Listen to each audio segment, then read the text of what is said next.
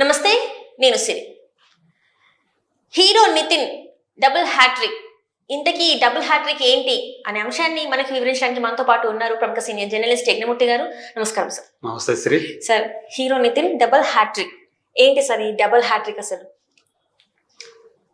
నితిన్ దాదాపు ఇప్పటికీ తను హీరోగా జయం అనే సినిమాతో ఎంట్రీ ఇచ్చాడని మన అందరికీ తెలుసు. 2002లో ఆ సినిమా వచ్చింది. అంటే 23 సంవత్సరాలు అయింది తను హీరో అయ్యి. ఈ 23 సంవత్సరాల్లో అతను 30 పైగా సినిమాలు చేశాడు. అందులో 7-8 సినిమాలు బాగా ఆడాయి, నిర్మాతలకి డిస్ట్రిబ్యూటర్లకి లాభాలు తెచ్చాయి. మిగతా 22 సినిమాల పరిస్థితి 22 లేదా 23 సినిమా, ఇది 30. ఇప్పుడు రాబిన్ హుడ్ అనే సినిమా 31 అన్నట్టు అనుకుంటా నేను. ఈ 31 సినిమాల్లో 23 సినిమాల పరిస్థితి ఏంటి అంటే, అందులో కొన్ని దగ్గర బ్రేక్ ఈవెన్కి దాకా వచ్చి ఆగిపోయి ఉండే, కొన్ని ఒక మోస్తరు ఫ్లాప్ ఉండే, ఎక్కువగా డిజాస్టర్స్ ఉన్నాయి. నితిన్ కెరీర్లో డిజాస్టర్సే ఎక్కువ అనే విషయం ఆయన ఫిల్మోగ్రఫీని ఒకసారి కనుక మనం చూస్తే అర్థమవుతుంది. స్టార్టింగ్లో చాలా వెరీ ప్రామిసింగ్గా కనిపిస్తుంది ఆయన కెరీర్. జయం కానీ, దిల్ కానీ, సై కానీ, ఇట్లాంటి సినిమాలు మంచి సినిమాలు ఆయనకు వచ్చాయి. త్రివిక్రమ్తో అనే సినిమా కూడా చేశాడు. ఇలా కొన్ని మంచి సినిమాలు చేశాడు. కొన్ని యాక్చువల్గా బాగా ఆడాల్సినటువంటి సినిమాలు ఎందుకు ఫెయిల్ అయ్యాయో అర్థం కాని సినిమాలు కూడా కొన్ని ఆయన చేశాడు. కొన్ని అయితే అసలు ఎందుకు చేశాడో తెలియదు అన్నట్లు కొన్ని ఉంటాయి. సో మొత్తంగా చూసుకుంటే ఆయన చివరి హిట్ సినిమా, అందరికీ లాభాలు తెచ్చిన సినిమా, ఆయనకి మంచి నటుడిగా కూడా సాటిస్ఫాక్షన్ ఇచ్చిన సినిమా ఏది అని చూస్తే భీష్మ అనే సినిమా కనిపిస్తుంది. దానికి director Venky Kudumula.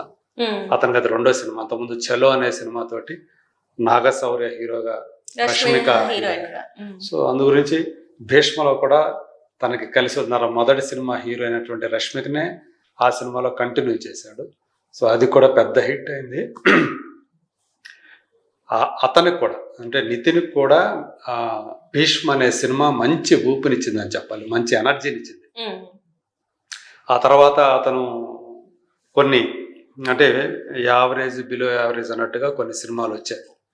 For example Rang De లాంటి సినిమా, ఇది యావరేజ్గా ఆడింది. అది అట్లాగే అంధాధూన్ అనే సినిమాని తెలుగులో రీమేక్ చేశారు, మాస్ట్రో అని చెప్పి. మేర్లపాక గాంధీ అప్పటిదాకా సక్సెస్లోనే ఉన్నాడు. ఈ సినిమాతో అతను కూడా ఫ్లాప్ అయ్యాడు. మేర్లపాక తనకు మంచి పేరు ఉంది అతను. అట్లా తర్వాత చూసుకుంటే మాచర్ల నియోజకవర్గం అది పోయింది.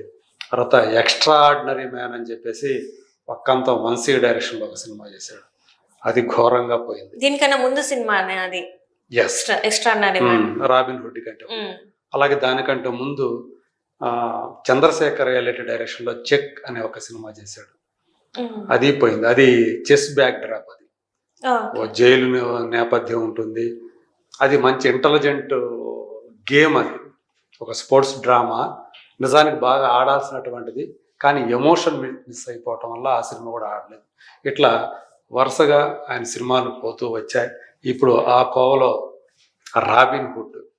సో రీసెంట్గా తనకి ఇంతకుముందు ఘన విజయాన్ని అందించినటువంటి ఆ డైరెక్టర్ తనతోటి వెంకీ కుడుములతోటి ఎన్నో ఆశలు పెట్టుకొని ఈ రాబిన్ హుడ్ అనే సినిమా చేశాడు.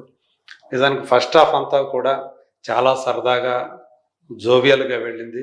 సెకండ్ హాఫ్ వచ్చేటప్పటికి ఆ డ్రామా సరిగా పండకపోవటం, ఆ స్క్రీన్ ప్లే లోపాలు, ఇవన్నీ కూడా ఒక్కసారి అంటే ఇట్లా గ్రాఫ్ ఇలా వెళ్ళింది ఫస్ట్ హాఫ్ ఇంటర్వెల్, అక్కడి నుంచి మళ్ళీ కిందికి ఇలా డౌన్ వచ్చేసింది. దాంతో ఆ సినిమా డిజాస్టర్గా కనిపిస్తుంది మనకు. హ్యూజ్ డిజాస్టర్ అంటున్నారు. 4 రోజులు పూర్తయ్యాయి. ఇది ఈరోజు 5వ రోజు ఆ సినిమా విడుదలయ్యి మనం మాట్లాడుకుంటున్నప్పుడు. ఈ 4 రోజుల్లో అది బాక్స్ ఆఫీస్ దగ్గర దాని ప్రీ బిజినెస్ వాల్యూలో రికవర్ సాధించింది ఎంతంటే కేవలం 19 నుంచి 20% మధ్య. అంటే ఇంకా 80% పైన నీకు రావాల్సి ఉంది.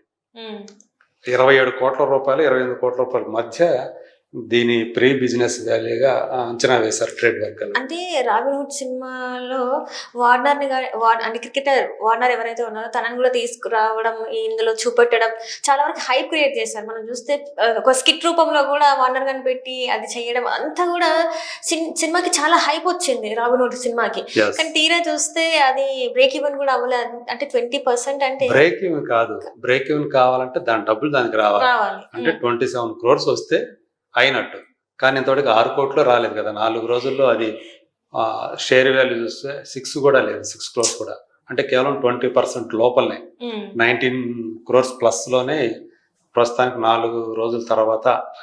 ఇప్పుడు సెలవులు కూడా అయిపోయినాయి. సో నిన్నటితోటి రంజాన్ కూడా పూర్తయిపోయింది. సో నీకు వీకెండ్ అంటే సాటర్డే, సండే తర్వాత సోమవారం వచ్చినటువంటి ఒక సెలవు రోజు రంజాన్, వీటిని కూడా అది ఉపయోగించుకోలేకపోయింది. ఇంకోవైపు దీని కాంపిటీషన్ అయినటువంటి మ్యాడ్ స్క్వేర్ అనే సినిమా బాక్స్ ఆఫీసును దున్నేస్తా ఉంది. అది 21 కోట్ల రూపాయల ప్రీ బిజినెస్ వాల్యూతో రిలీజ్ అయితే 3 రోజుల్లోనే లాభాల్లోకి వచ్చేసింది, బ్రేక్ ఈవెన్ అయిపోయి. సో 4 రోజులు చూసుకుంటే 130% రికవరీ, దానికి మోర్ దాన్ 130%. సో ఇదేమో 20% లోపలే ఉంది. సో దాన్ని బట్టి మనం అర్థం చేసుకోవచ్చు ఆడియన్స్ ఏ సినిమాను ఆదరిస్తూ ఉన్నారని అనేది. మీరన్న డేవిడ్ వార్నర్ అది కూడా చూస్తే, ఆ అంశాన్ని కూడా చూస్తే, అంతకుముందు మైక్ టైసన్ తోటి లైగర్ అనే సినిమాని పూరి జగన్నాథ్ చేశాడు. అందులో విలన్గా చూపెట్టాడు లైగర్. కానీ అంటే మైక్ టైసన్ లాంటి ఒక మల్ల యోధుడిని, బాక్సింగ్ యోధుడిని నువ్వు తీసుకురావాలంటే అతను సాధారణంగా వచ్చే మనిషి కాదు. చాలా డబ్బు ఖర్చు పెట్టాలి, భారీ రెమ్యునరేషన్ ఇచ్చి మరీ అతను తీసుకొచ్చి పెట్టుకుంటే మొత్తం అది డిజాస్టర్. యాక్చువల్గా ఏంటంటే ఆయన ఏదైతే ఉందో ఆయన పోర్షన్ మరీ దారుణంగా ఉంది అని చెప్పేసి ఏదో ఫోర్స్ఫుల్ గా పెట్టారు, సహజంగా ఏమడలేదు దాంట్లో అనేది వచ్చింది. ఇప్పుడు ఇక్కడ డేవిడ్ వార్నర్, నిజానికి డేవిడ్ వార్నర్ పెడితే నీకు అంత సినిమాకు ఉపయోగపడుతుంది అనుకుంటే డేవిడ్ వార్నర్కి ఎక్కువ క్రేజ్ ఉంటుందా, లేకపోతే ఏ విరాట్ కోహ్లీకో రోహిత్ శర్మకు ఎక్కువ క్రేజ్ ఉంటుందా ఇక్కడ మన ఇండియాలో? సో వాళ్ళలో ఒకరిని పెడితే ఇంకా మరింతగా క్రేజ్. ఇక్కడ వాళ్ళకి ఫ్యాన్ క్లబ్లు, ఫ్యాన్ బేస్లు ఉన్నాయి. అంటే ఏదైతే ఈ రీల్స్ లో పుష్ప అంటే అల్లు అర్జున్ గారు ఎక్కువ చేసేసి తెలుగు చేసేసరికి ఒక ఇంత క్రేజ్ అయితే వచ్చింది. చేసేసరికి అంటే ఒక మళ్ళీ యాప్ చేసుకుంటారేమో అనుకున్నారేమో, మరి అంటే డైరెక్టర్ వాళ్ళ పర్సెప్షన్ అట్లా ఉందేమో. కానీ తీరా చూస్తే మాత్రం అనుకున్నంత రీచ్ అయితే అది సక్సెస్ అయితే అందుకోలేకపోయింది. అతను ఏంటంటే ఒక కీలక పాత్ర ఏమి కాదు అది, అతను ఒక స్పెషల్ రోల్ గానే వచ్చి వెళ్తాడు. దానివల్ల సినిమాకు ఉపయోగం కలగల. సినిమా ఎవరి వల్ల ఉపయోగం కలిగిందంటే ఫస్ట్ హాఫ్ లో రాజేంద్ర ప్రసాద్, వెన్నెల కిషోర్ వీళ్ళిద్దరూ ఫస్ట్ హాఫ్ నిలబెట్టారు. వాళ్ళిద్దరి మధ్య వచ్చేటువంటి ఆ ఫన్ ఏదైతే ఉందో, అది ఎంటర్టైన్మెంట్ సీన్లు ఏవైతే ఉన్నాయో అవి ఆడియన్స్ కొంచెం చెప్పుకోదగ్గ ఫన్ ని అందించాయని చెప్పాలి. అందుకని ఫస్ట్ హాఫ్ వాళ్ళు ఎంజాయ్ చేయగలిగారు. సెకండ్ హాఫ్ లో ఆ రకమైనటువంటి ఫన్ ఎలిమెంట్ మిస్ అయిపోయింది. శ్రీలీల క్యారెక్టర్ కూడా ఆమెకి ఆ క్యారెక్టర్ని సరైన రీతిలో డిజైన్ చేయలేదు. ఆమె అక్కడి నుంచి ఆస్ట్రేలియా నుంచి వస్తుంది, ఆమెకి ఒక సెక్యూరిటీ, ఒక బాడీ గార్డ్ లాగా హీరో వెళ్తాడు. సో ఈ డ్రామా ఉంటుంది. ఇలాంటిది చాలా మనం ఎన్నో సినిమాల్లో చూసాం. హీరోని కాపాడటం అతను. సో ఆమె ఎవరు, ఎందుకు ఇతను ఆమెకు రక్షకుడు వెళ్ళాడు, ఇదంతా సినిమా అంతా ఉంటుంది. ఆమెకి ఎందుకు మాఫియా నుంచి థ్రెట్ ఉంది. సో దీని మీద నడిపించినటువంటి కథ అది. సో కొన్ని డైలాగ్స్ మాత్రం బాగా పేలాయని చెప్పాలి. కానీ ఏదైతే కథకి సినిమాకి పిల్లర్ లాంటి కథ ఏదైతే ఉందో అది చాలా ఓల్డ్గా ఉండటం, పరమ రొటీన్గా ఉండటమే ఆ సినిమాకి మైనస్ అయ్యి, పేరు అంత మంచి పేరు పెట్టుకొని కూడా దాన్ని క్యాష్ చేసుకోలేని పరిస్థితులకు సినిమా వెళ్ళిపోయింది. అందుగురించే ఇప్పుడు అంటే హిట్ అనేది ఇప్పటికి ఈ సినిమాతో కలుపుకొని 6 సినిమాల దూరంలోకి వెళ్ళిపోయాడు. సో ఇతను గతంలో కూడా అంతే, అతను కంటిన్యూగా 10-12 సినిమాలు వరుసగా ఫెయిల్ అయిపోయాడు. అయినా కానీ నిలబడ్డాడంటే ఆయనకున్నటువంటి నేపథ్యం, సినిమా ఫ్యామిలీ కావటం, ఆ నాన్న పేరు పొందినటువంటి ఒక డిస్ట్రిబ్యూటర్ కావటం సుధాకర్ రెడ్డి గారు, వాళ్ళకు ఒక బ్యానర్ నిర్మాత కూడా కావటం. సో అందరూ ఇప్పుడు కుటుంబం అంతా కూడా సినిమాల్లో ఉన్నారు. వాళ్ళ అక్క కానివ్వండి, నితిన్ వాళ్ళ అక్క కానివ్వండి, సో ఈ ఉండే కాబట్టి అతను నిలదొక్కుకోగలిగాడు ఎంతకాలం అని చెప్పేసి అనుకోవాలి. అతనికి అలాంటి బ్యాక్గ్రౌండ్ కనుక లేకపోతే ఇంతకాలం అసలు ఉండేవాడు కూడా కాదా అని కొంతమంది విమర్శకుల మాట.